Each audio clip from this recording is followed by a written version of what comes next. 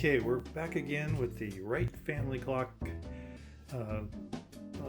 restoration, I guess you want to call it, or refurbish, and to get everything, get it all going again. And the last video I made, we took it apart, and this is it, all in pieces. It is disassembled and very dirty, and it's in the basket for an ultrasonic cleaning. This is a jeweler's ultrasonic. It's actually made for watches and clocks. It's a pretty good size, and these are some of the chemicals it's used. There are specific cleaners for ultrasonics. You don't want anything too harsh that'll eat the metal out of the inside of the ultrasonic, and you don't want to destroy the metal on any of your parts. But these are jeweler grade cleaning solutions. These are ammoniated, which means they have ammonia in them, and that's one of the key. This is for finer jewelry and watches. I have a little bit of a mix of those both going on. A little bit of watch cleaning, ammoniated watch cleaning solution too. So basically, it's just drop it in, and it should just fill it right to the top. There you go. I can try to get everything under.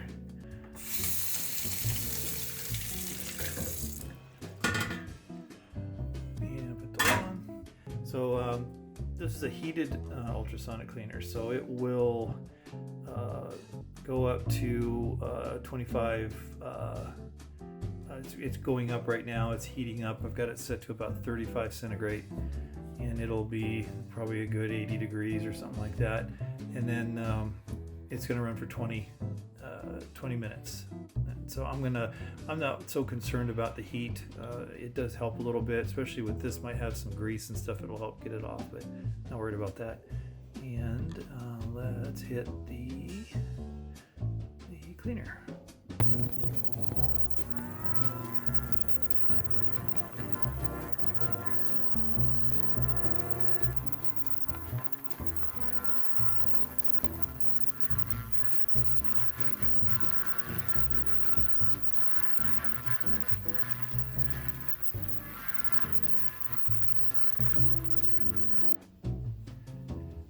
Okay, it is done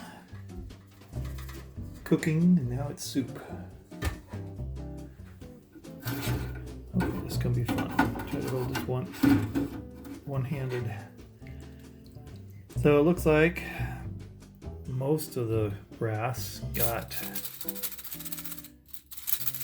cleaned. The other stuff, I'm probably gonna have to rub it down by hand. Here we go.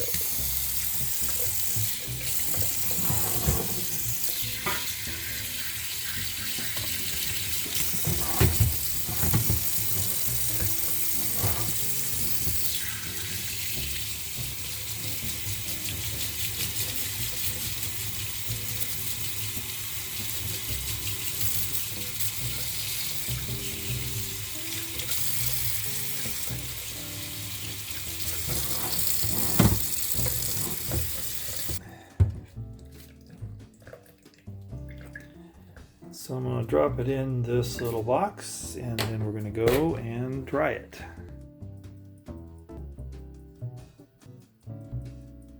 And drying is pretty easy, just with a hair dryer. Just a little warm.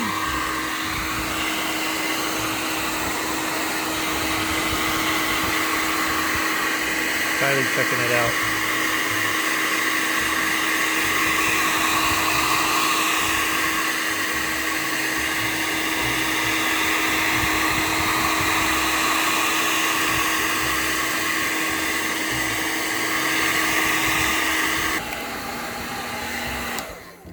Okay, I did that for about 5 minutes or so, and got everything pretty clean.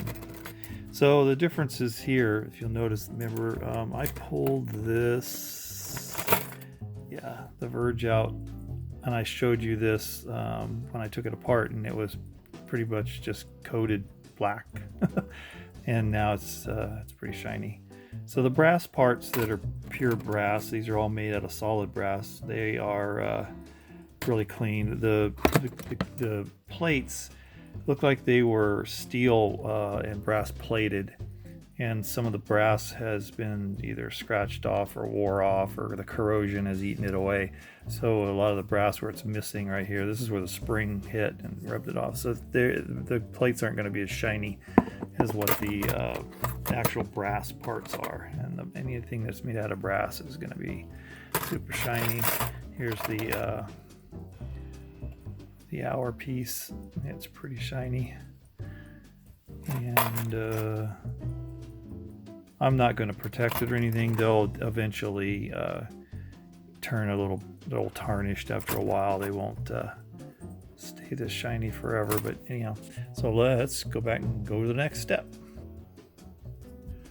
Alright, so I have wiped down the front plate. I just basically take a rag, and there's a little bit of residue from the cleaning solution on here, and just take it down as best I can.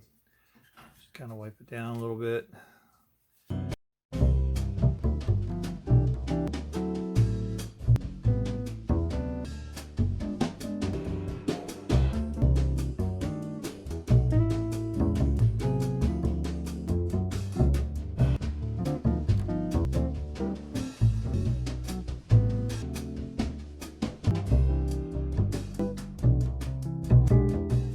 There's all the goodies.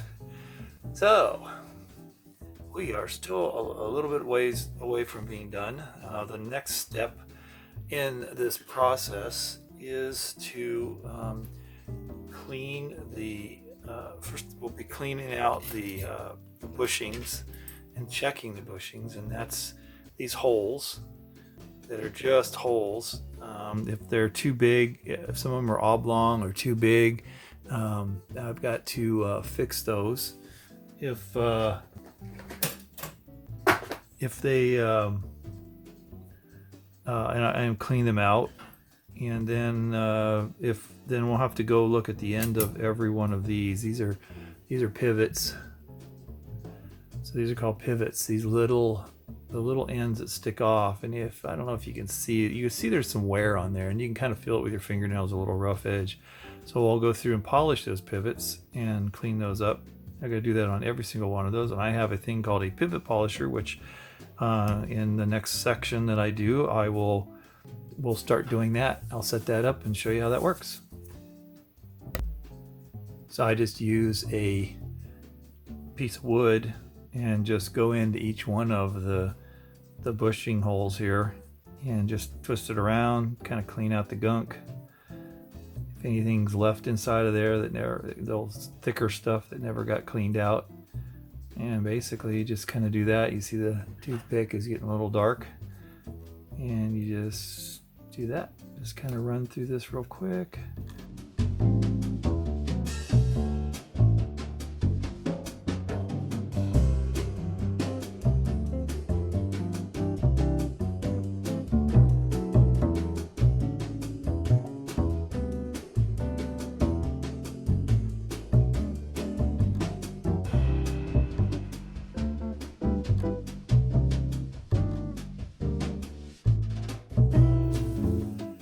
So now we move to the pivot polishing portion, and I explained to you about how each pivot has to be polished down, because sitting inside, and actually this pivot is kind of rough here, and I'm going to have to may have to do some work on that one, but it's real fine in there. But the pivots wear down in sitting inside those holes, and it rubs it down. So this polishes them up, makes them a little smoother, takes some of the gunk and stuff off, and gets them into the right shape, gets them to the right form.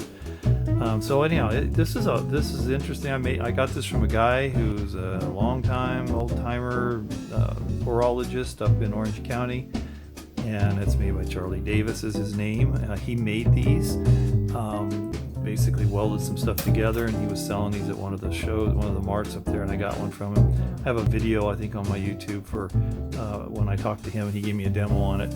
All hand done, similar to what the old-time original clockmakers did things. It's by hand. So instead of turning it in a lathe or turning it in electric lathe, this is done by hand. Electric, I was taught to do this on a drill. You stick the end of this in a drill and you turn it. Problem with it is the drill overpowers the spinning, and many times I felt like it was too much force on here. A lot of people do. So I love this hand, the way this is done by hand. So basically, you spin this. This piece of wood is how I'm going to move this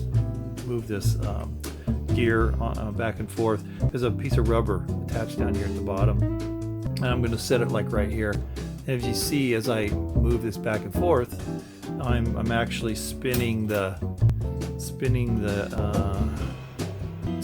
gear. It sets in this little tray like cut out in the brass here, and then there's a hole over here.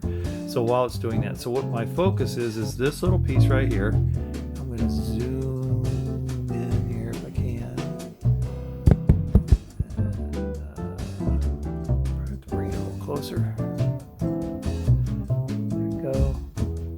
So my focus is that little pivot sticking out right here where my fingernail is. And what I do is I'll use these stones.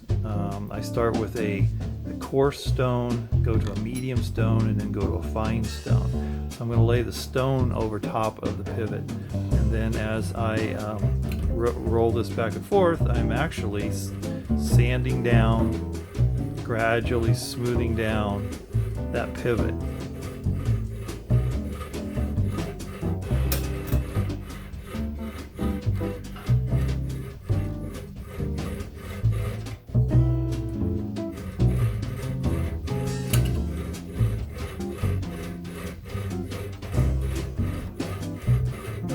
Taking the rough edges off of it. Then this is a medium one. I use the medium one. It's a little bit finer, smooths it out in case it gouged any cuts into it. It'll sand that out. A lot of people use sandpaper. I like this. It's just it's easier to control than sandpaper. You have to make the sandpaper sticks and stuff like that. It's kind of a pain. And this is a real fine one. Now when you're done with that, you take it out, flip it over to the other side. And we'll go down in there. And there's a pivot on that side too. And we do the process again. So I've got what, 6 or 8 or so gears that I have to do this on. So yeah, it takes a little bit of time.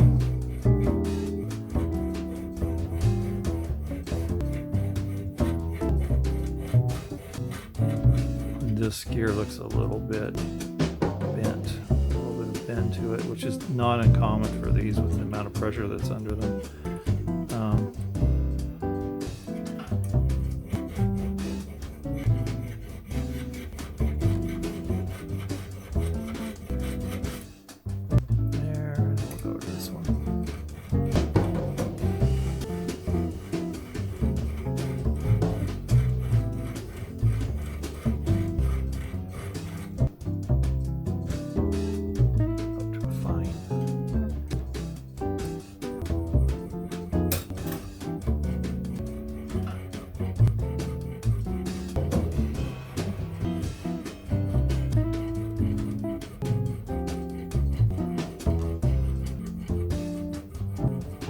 Don't put a lot of pressure on it, and then I can generally I can feel with my fingernail, I can feel if it's got a little rough edge in there, if there's anything in there.